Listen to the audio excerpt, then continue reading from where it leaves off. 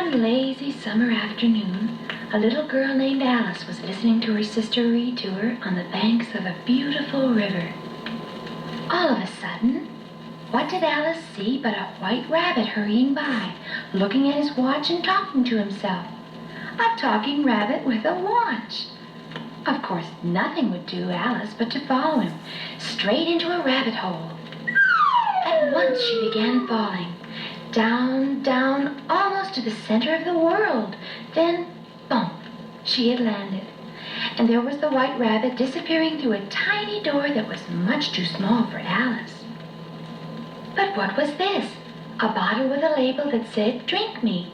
So Alice drank and immediately shrank to a size so small that she was able to open the door and pass right through it into Wonderland. What a strange, mysterious place it was.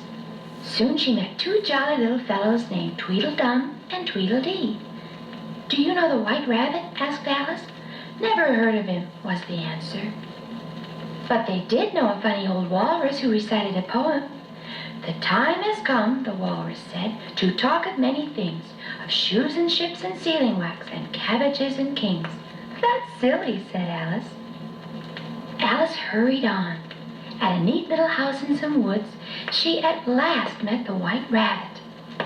"Please," said the rabbit, "will you go into the house and look for my gloves?" "Of course," said Alice. But instead of gloves, she found cookies labeled, "Take one." As soon as she did, she grew and grew as big as the house, completely frightening the White Rabbit, who quickly ran away. Alice then ate a carrot from the rabbit's garden, and after one bite was tiny again. Soon she came to a garden of talking flowers.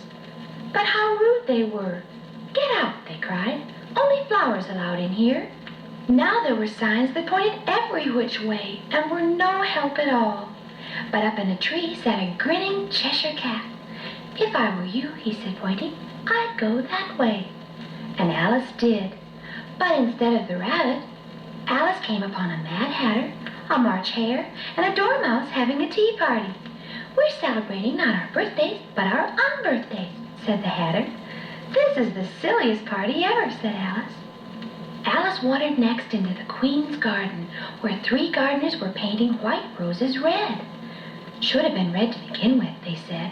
"If the Queen ever finds our mistake, it's off with our heads."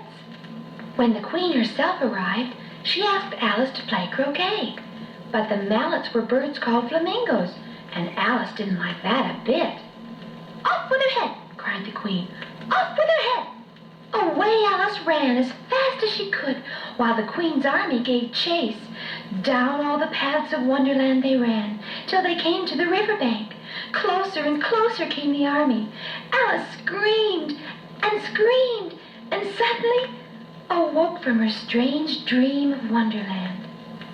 "It's even more wonderful," she said to her sister, "to see things as they really are."